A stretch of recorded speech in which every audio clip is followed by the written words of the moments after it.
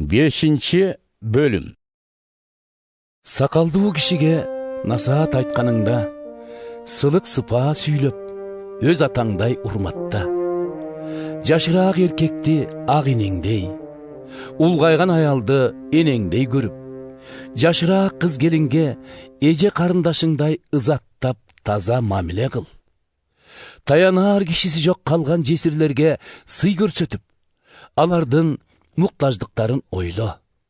Ал эми жесирдин балдары, же неберелери бар болсо, анда алар эң алды ишенгендер катары жакындарына кам көрүүнү үйрөнүшсүн да, ошону менен энесинин алдындагы милдетин аткарышсын. Себеби бул Кудайга жаккан иш. Багаар кишиси жок, жалгыз калган жесирлер болсо, бар үмүтүн Кудайга артып, андан жардам сурап, күнү түнү сыйынып турушу керек. Бул жашоонун жыргалчылыгын гана ойлогон жесир, көзү тирүү турганы менен өзү өлүк. Жесирлер эл алдында кынтыксыз болсун үчүн аларга менин ушул насаатымды айт. Ал эми ким жакындарынын өзгөчө өз үй бүлөсүнүн камын көрбөсө, ал димбезер жана Кудайга ишенбеген адамдан да жаман. Жесирлердин тизмесине жашы 60-тан ашкан, күйөөсүнүн алдында өзүн таза сактаган жесирлерди киргиз.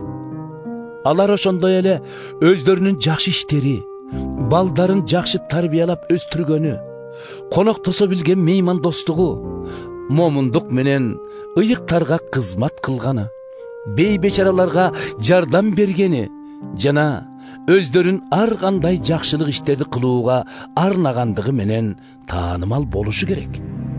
Ал эми жашыраак жесирлерди тизмеге кошпой эле кой. Себеби дене кумарына жетеленип, турмушка чыккысы келгенде, алар өздөрүн машаякка арнагандыгынан баш тартып да коюшат. Натыйжада машаякка берген убадасынан кечип айыпталышат. Бул гана эмес, убактысын жумуш кылбай, бекерчиликте өткөрүп, үйдөн үйдү кыдырууну адатка айландырып алышат. Мунусу аз келгенсип, ушак таратып, башкалардын иштерине кийлигишет да, айтылбай турган нерселерди айтышат. Андыктан душмандарыбыз бизге тил тийгизбесин үчүн жаш жесирлердин кайрадан турмушка чыгып, балалуу чакалуу болуп, үй жайын караганы оң деп эсептейм. Ансыз деле кээ бири эбак эле туура жолдон тайып, шайтанды ээрчип кетишти.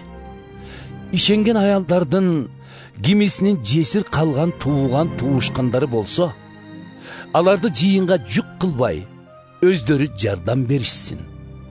Багаар кишиси жок жесирлер гана жыйындын кароосунда болууга тийиш.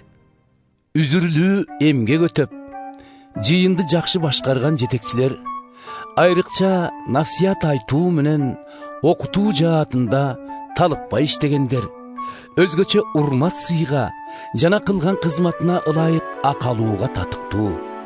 Себеби ыйык жазууда эгин басып жаткан өгүздүн оозун калкалаба жана жумушчу өз маянасын алууга акылуу деп айтылган.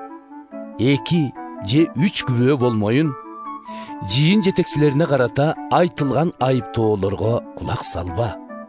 Күнөө кылууну адат кылып алгандарга элдин көзүнчө сөгүш бер. Мындай кылсаң, калгандары да күнөө кылуудан коркуп калышат. Кудайдын өзүн, эге биз Ыйса Машаякты жана касиеттүү периштелерди күбө салып, сага катуу эскертем. Айткандарымдын бирин да калтырбай сактап, эч кимди башкалардан артык көрбө да, эч нерседе бир жактуу болбо. Кол коюп сыйынуу менен тигил же бул адамды эге бизге кызматчы кылып дайындаганыңда ашыкпа. Антпесе, анын кылган күнөөсүнө сен да жооптуу болосуң. Эч кимдин күнөөлүү иштерине катышпа. Өзүңдү пакиза сактап жүр. Оорлуу ашказаның менен тез-тез кармап калчуу сыркоолоруң үчүн суу гана эмес, бир аз шарап да ичип жүр. Бирөөлөрдүн күнөөсү азыртан кыямат кайым боло элек деле көзгө көрүнүп турса, башкаларыныкы кийин гана ачыкка чыгат. Анын сыңары кылынган жакшылык да же дароо эле ачык көрүнөт, же азыр ачык көрүнбөгөнү менен баары бир белгисиз калбайт.